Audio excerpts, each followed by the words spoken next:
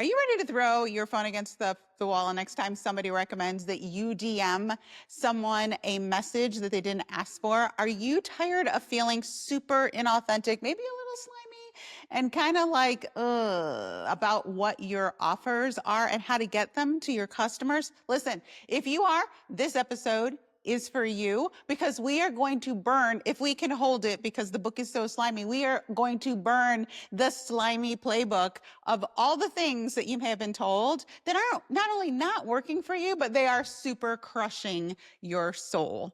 My name is Genevieve Skory, and I am a former C-suite executive for a $500 million brand. I have had my own businesses in training development and learning and development. I have done network marketing. I have had my own boutique businesses. I have straddled both corporate and entrepreneurship. I'm a mom. I had small kids when we started our business. Listen, I get you. I have trained tens of thousands of women on how to have their businesses work in a way that aligns with their values and their schedules. And honestly, I'm kind of tired of watching people struggle needlessly. If you started your own thing, I know it's because you have a huge passion in your heart, right? Tell me you didn't start something because you were super excited and passionate about an offer, or you were super excited or passionate about results that you got. And you thought, just like all of us when we started, that it would be super simple for you to share with people every single day because you thought your passion was enough to get you through it. The truth is, it's not. It's absolutely positively not. And so many of you are suffering needlessly, and it's honestly and truly, it's not entirely your fault. One of the things I know for sure in my decades of experience, and I'm dating myself here, is that nobody really sets out to be a salesperson. Most people do not. I know I didn't. Like, how did I get here, you might be wondering? It isn't, honestly and truly, by choice. Well, it wasn't by choice at first.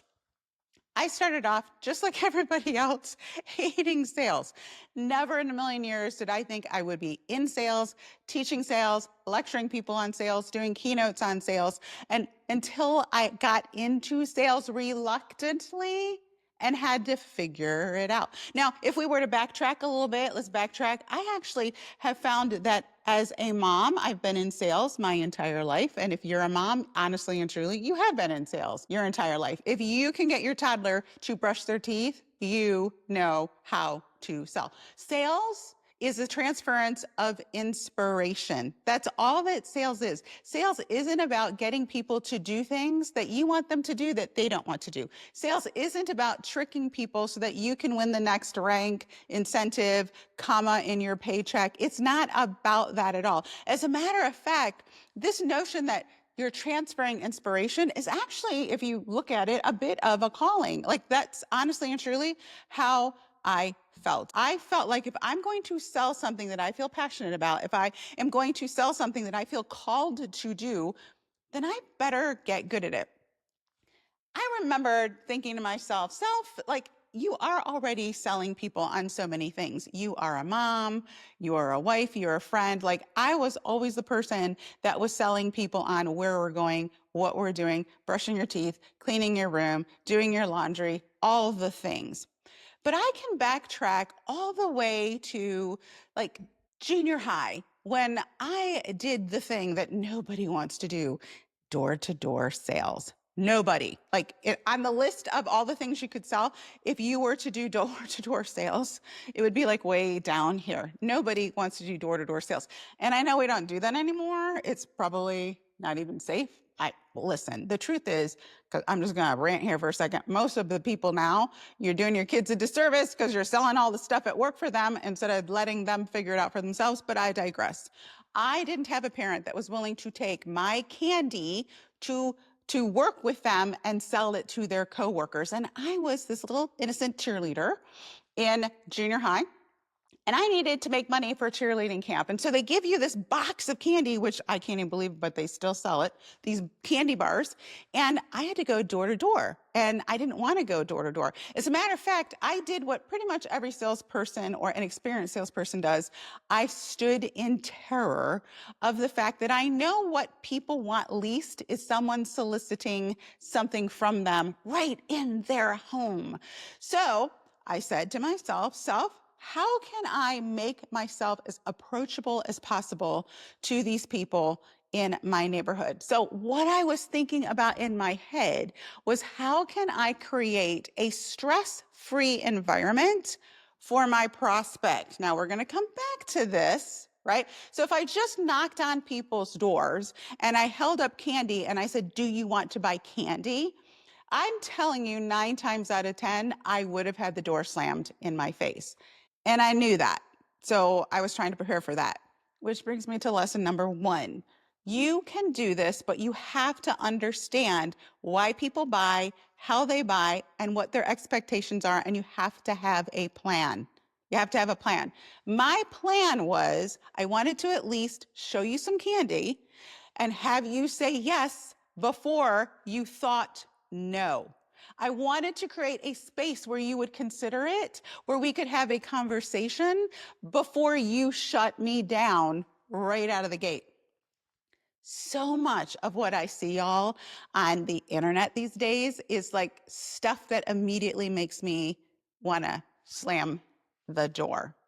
So what I decided to do was create a very disarming environment. Like, in other words, what I instinctively figured out was that everybody wants to buy, but absolutely nobody, write this down, nobody wants to feel sold to. And you know this if you've ever actually gone to a store. Like, literally, we go to stores with our purses in hand, with our pretty much our credit card out, and we are looking through things. And in some cases, you might even have like a registry in your hand. And the minute a salesperson approaches you, what do? You put up your guard and you are like, listen, Linda, I don't want you to sell to me. Like, so the minute they say, can I help you? What is your response? Almost all the time, the response is no. Why? Because I'm there to buy, but you know what I don't want you to do? I don't want you to sell to me. So I figured out kind of instinctively that what I had to do was create an environment where the person didn't feel sold to. I needed to get them to connect with me emotionally so that I could break through this I'm being sold to alarm that is ready to go off at any time from any of your prospects. Now, I really have no idea how I came up with this, but I decided, first of all, I will go out in my cheerleading uniform. I thought, if I approach people and they can't figure out the context in which I'm approaching them, I'm going to put on my uniform. Now, just to pull this reference in for you, because if you're wondering where we're going here, your uniform is the uniform of a friend. You always want to approach your prospects as a friend. Friends are recognized. Friends are revered. Friends are liked. The minute that costume comes off or has the appearance of coming off, you begin to set off their I'm being sold to alarms.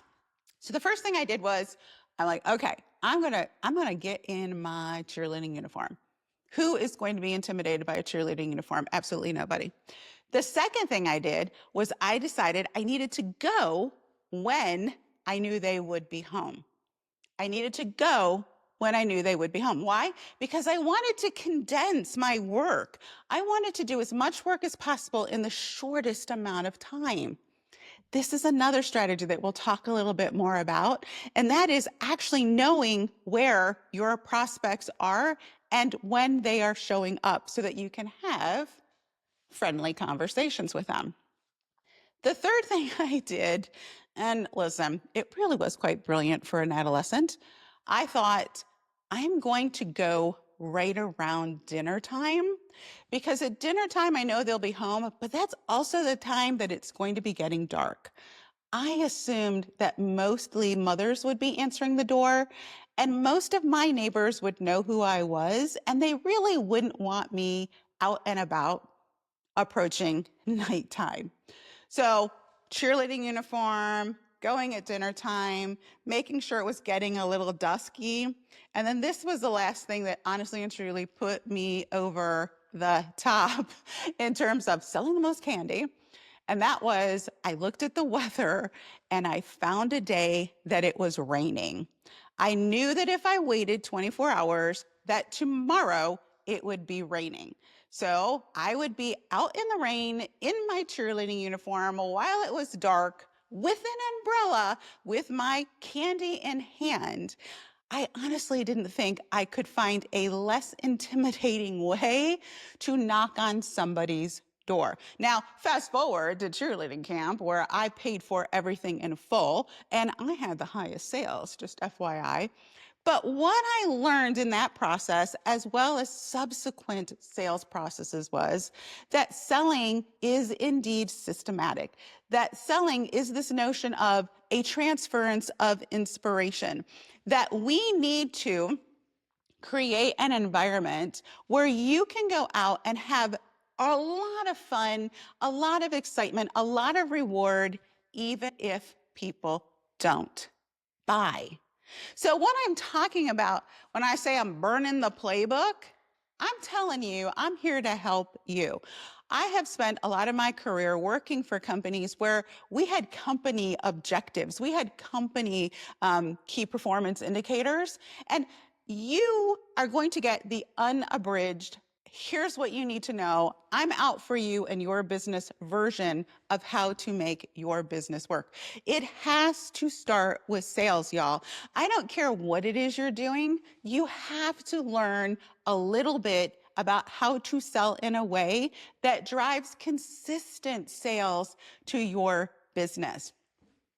If you're tired of feeling gross, we are on the same page. If you are tired of feeling like you need to manipulate people, if you really need to make your business work, but you feel exhausted, we are rewiring, rewriting, reassessing this whole thing starting today. What I'm going to teach you is truth, authority, authenticity, and alignment. And when you have all of those things together, you are going to feel super powerful because you never want to put yourself in a position where you feel like you aren't the person you are. In other words, I'm showing up in a way that just isn't me at all. So we're going to make a commitment. Raise your right hand. I make a commitment to raise my standards. I'm waiting. You, right? I make a commitment to raise my standards and not be that slimy salesperson that nobody wants to sit next to at the coffee shop, stand in line behind, sit next to at the dinner table, all the things. We're going to teach you how to have a savvy approach and something that fills your soul. It fills your soul. Here's what you need to know. The first thing, and I do mean this in all sincerity, is sales has changed. Sales has changed. People now have more access to information at in their phone, on their watches, than they ever have. So the minute you approach somebody, if you set off their I'm being sold to alarms, what is the first thing they're going to do? They are going to Google you. They are going to go to your social media. They're going to see what you are really up to. So let's talk a little bit about strategy so you're not that person. The first thing that you need to know is that you don't need to think about the end result. Like, in other words, what most people start with is, how do I get people to buy? That's absolutely the worst place to start. And the reason is because people want an emotional experience. That's how you create connection. In other words, there's a part of your brain that is responsible for decision making, and the language of that part of your brain is emotion. It's emotion. Your brain makes a decision in this emotional center, and then the other part of your brain kicks in, and now, and only after I've made a decision, does it look, crave, want, validation for that decision, and that's where the information comes in. Now, you should be thinking to yourself, oh, shoot. I have been doing this all wrong. Like I am telling you, 99.9% of you, this is where the problem lies. You start with the thing. You start with the thing. Here's the thing. And there's fact, information. Here's how it's made. Here's what's in it. Here's why it's so amazing, because it's got ingredient X and Y and Z, and it does this, and this. And man, you absolutely positively need like a white paper. You don't need a white paper of information, but that's typically what we do. Like, oh, listen, can I tell you what you need to do?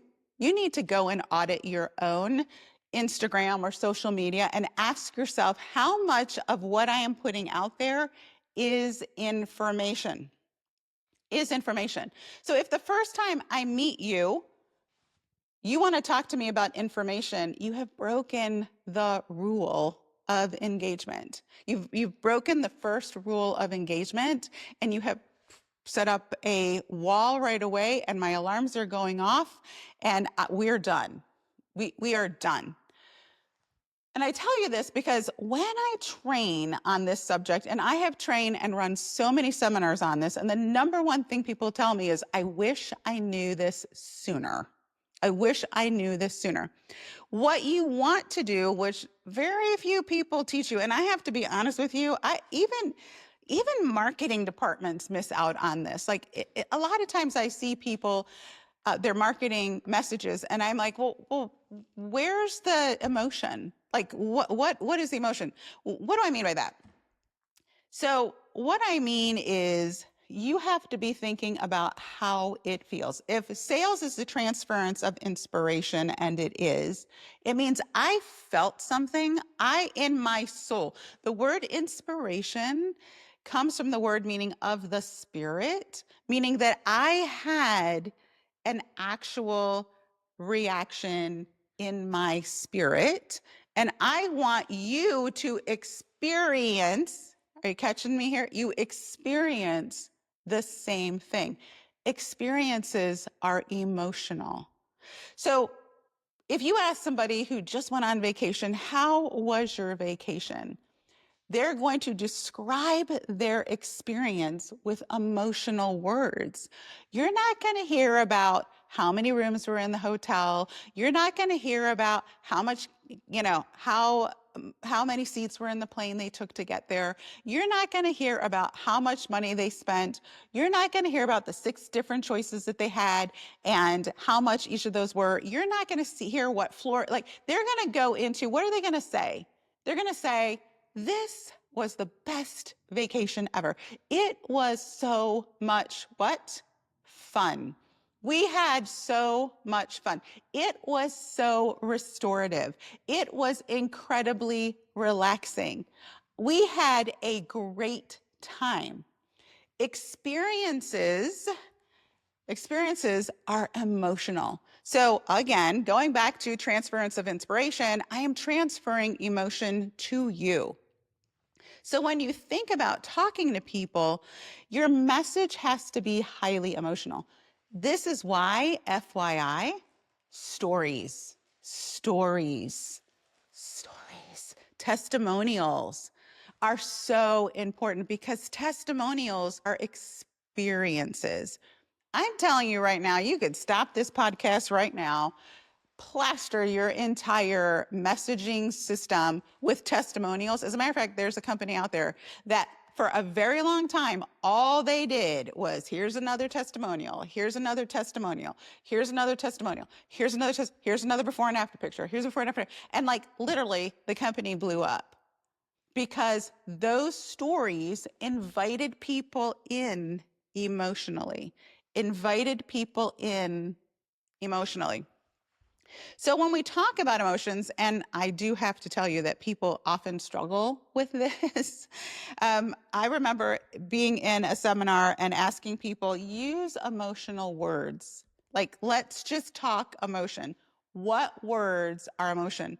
I actually was super dumbfounded, which is an emotion, that so many people struggled with it. Why? Because information has become hardwired in your brain. So I'm telling you this because in order to get good at this, you're going to be bad for a little while. In order to get good at anything, you're going to be bad first. And you have to be willing to practice in this state of being bad in order to learn and get good. So emotions, they're feeling words. You can't feel information. Things like, I'm happy, I am excited, I am worried, I am freaked out, I am stressed, I am moody, I am concerned, I'm depressed, I feel deflated, I don't, I'm confused. Those are all feeling words. So when you look at your product and you think about how do I communicate what this is going to do for someone, I want you to be thinking about what is the state, what is the emotion that that person really wants that they currently are not experiencing, and double down on those words. I have to be honest with you, really good salespeople, they're not flying by the seat of their pants all the time.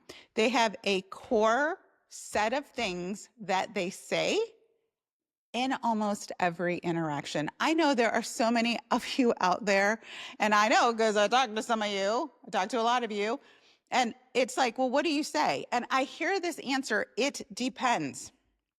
It depends. And that just makes me want to cry. It can't always depend. What most people mean when they tell me it depends is I haven't thought it through enough. And this is part of the commitment. This is part of the new, not being manipulative, not feeling gross, not feeling spammy. This is part of that new us, right? The new savvy seller, the new authentic seller. We are going to prepare for conversations in advance. Now, listen, I know you're where you are again because you had a huge amount of passion for what it is you're doing and selling. And I absolutely know for a fact that you're maybe not getting the best advice on sales. Hype doesn't sell. Hype doesn't sell. You being excited for you does not sell. You have to learn how to have conversations with people that are addressing concerns they are already experiencing. I'm going to break that down. A lot of times I will teach people, hey, here's what you need to do. You need to have a more emotional message. We will go through that emotional message, and then they're like a, stinking machine gun, and it's just like I'm gonna just a fire hose. Better example. I'm gonna spray everybody with all these words, and then they're like, well, it's not working. And I'm like, well, okay. Here's the other thing. You need to understand that not everybody that you talk to is already at a point where they're thinking, I need this emotional feeling. Like there's a lot of people that don't care. And I know that you care about your product and service. And I know that you're thinking to yourself, really, honestly and truly, they should want what I'm selling. Everybody needs it. I don't understand. They need it. Well, okay, but it's their decision. So you can make a decision that I'm going to try to get someone to realize they need it, or you can start to craft conversations that help you identify one thing first, and that is, does this even vibe with you? Does it even resonate with you? So if I'm selling something and it's going to improve your life in a significant way, and you aren't having conversations in your own head that your life needs improving, then I'm literally not talking to the right person. Think about that. So you want to have these emotional conversations. You absolutely want to understand what the emotions are that your ideal customer isn't experiencing, or an emotion that they are experiencing that they no longer want to experience. And that just becomes the message. You guys, selling is actually super, super simple. It's so simple. You do all the work up front. You practice up front, and you are going to get so much more out of your conversations. So what do we know so far? We know everybody wants to buy, nobody wants to be sold to. We know that we need to use emotion first and then follow up with information. And we also need to know this about the brain. The brain 100% seeks and craves security. It seeks and craves security. It's always scanning the environment for danger. And that's part of the whole everybody wants to buy, nobody wants to be sold to, don't set off their alarms. Because salespeople very often are perceived as dangerous. So I want you to put this persona on of being a friend, being an advisor, being someone that is there to help someone. If you are just selling to make money, it's probably not going to work out for you. I'll be honest with you. You might, in the short term, have some really great results, but the long-term game here, y'all, is to get a group of customers that are so excited about how you helped them that they help you with your business. They help you spread the word. You have to love people. You have to love helping them. You have to do more than just transaction after transaction after transaction. So let's break those messages down just a little bit here. You need to understand that your customer is probably pretty emotionally savvy, emotionally intelligent, and those are the kind of customers, by the way, that you want. You want a discerning and emotionally intelligent customer. Otherwise, you're going to have customers that are flaky, hard to manage, and return stuff, right? Don't know enough to give it enough time. They bought on a whim. They couldn't tell you no. And there's nothing more frustrating than thinking that you have customers when you really don't have a community. Customers definitely want a certain level of sophistication, and it's not that hard if you understand that it is about clarity. When I tell you the brain seeks security, part of that is clarity. It's absolutely clarity. If your message leaves me confused in any way, shape, or form, we're done. We're done. And the biggest problem, this is where I see a lot of this, is you really, honestly and truly, and I don't mean you, but maybe I do mean you, haven't prepared fully enough for the conversation. So the question I have is, are you clear? Is your message clear? Is your message simple? You know, I was on social media the other day and there was a woman saying that I'm giving up. I'm done. I have had enough. And, you know, I've been trying now for several months. And I'm kind of like a consultant. I am a consultant. So what I do is I was like, well, I wonder what her problem is. And I went and looked at her Instagram and it was super vague, like literally vague. It was something like, I help postpartum moms, something like that. And I thought, oh, I knew anyone who had the spirit to help postpartum moms was really somebody worth helping out. But I had to work too hard to figure out what exactly she did for postpartum moms. Like how do you help postpartum moms? Now, do you see my if you're watching the video, what you would have seen is you would have seen me kind of shrinking down, my brows get furrowed. I start to wonder how. And now the brain, by the way, is kind of lazy. So I don't want to do the work of figuring out how. I'm just gonna scroll. I'm just gonna scroll. So When you train people on your products or services, and gosh, I hope you're getting training on your products or services, you should understand how to clearly communicate exactly what the customer does. It's going to be something like, you drink this once a day. You mix it with 6 ounces of water. You use 1 scoop in your favorite beverage. It's something like, you use it before you go to bed and right after you moisturize if you're selling skincare.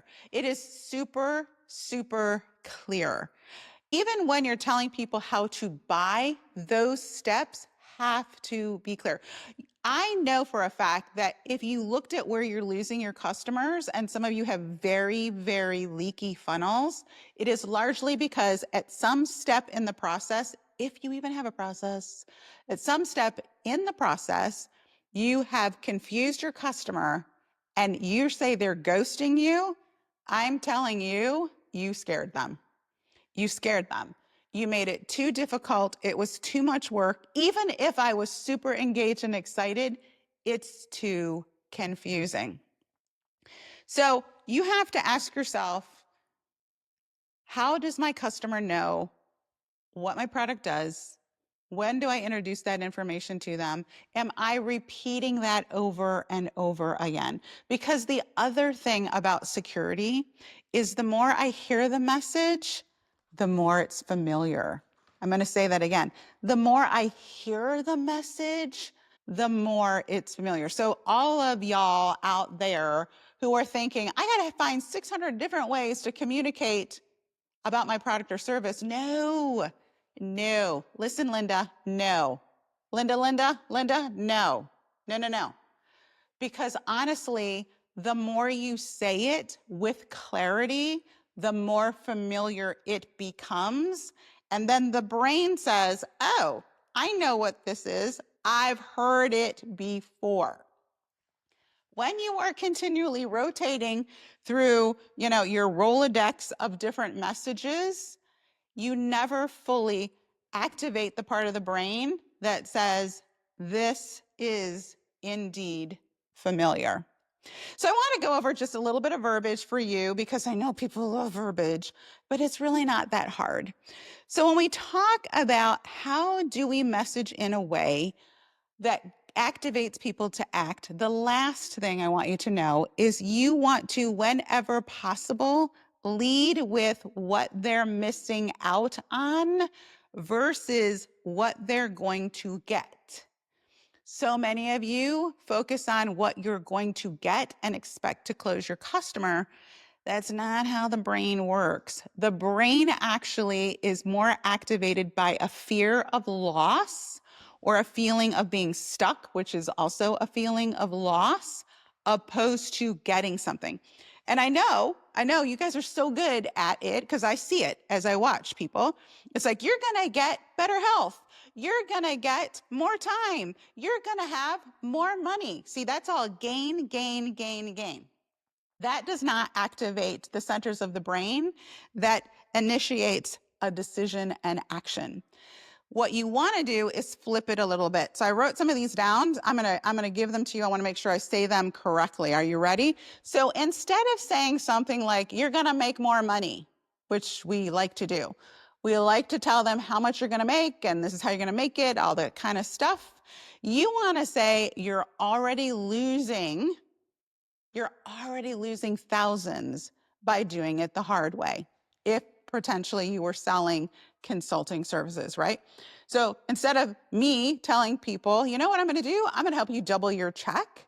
Really, my message needs to be, you're losing more money than you need to be. You're spinning your wheels and you're losing money and you're losing confidence. Are you picking up what I'm laying down here? If you're somehow selling time or energy and you're like, hey, this is going to save you time, the opposite of that, the fear of loss part would be, you're wasting hours every week on things that you could automate. You could say, you're wasting hours every week and that's taking time away from your family. Do you see how that See how that works? Instead of saying things like, hey, this is going to help you avoid burnout. Maybe you're selling training, or maybe you're selling something that helps someone with burnout. You want to say something like, you know what? Burnout isn't a matter of if, it's a matter of when. If you keep doing it the way you are currently doing it. Another example might be you'll gain clarity around your business, which besides being vague, is also what they're going to get. You want to say something like, every single week that you wait to get clearer is costing you momentum and more than likely confidence. Again, let's say you're building a team. You might say something like, hey, this is going to help you build faster. And you guys, all of us sell some version of this. It might be a customer, it might be a team if you're in network marketing. That doesn't work as much as if you don't fix your onboarding, right? If you don't fix your onboarding, your team is going to keep quietly quitting. Instead of saying something like, you'll feel more confident putting yourself out there, you want to say something like this. Every time you play small, your dream client scrolls right past you again. When you work through these forms of communication, when you have a little bit of a framework that you can use where you can talk to people in a systematic way, all your doubt is going to go away, and you're going to stop feeling as frustrated and as doubtful and as like you're I know I've been you. Your confidence suffers every time you work and you don't see results. So that's my first podcast. This is podcast number 1. I absolutely positively would love for you to click. You don't want to miss. I'm going to use my own tactics here. You don't want to miss out. You don't want to spin your wheels. You don't want to miss another month of moving your business ahead. So go ahead and click to download this episode, get notified. And can I tell you this? The best thing you can do is listen to this 7 times in a row. Big mistake that people make is they only listen to podcasts once, or you listen to an audiobook once, or you listen to a webinar once. The truth is, you want to listen 7 times through. Listen while you're getting ready. Listen while you're taking the kids to school. Listen, listen, listen. Let it get into your brain. Try it. Make mistakes. Get out there. You can do it. I absolutely know you can. If you're super excited about taking a next step, make sure that you head on over to Instagram or Facebook. I am Genevieve_Skory. In the notes, you will see a way to connect with me. There's a link there. Oh, and listen, you don't have to go this alone. You don't have to spin your wheels needlessly. Go ahead and sign up for my newsletter. The link is in the show notes, and I would be super excited to connect with you there.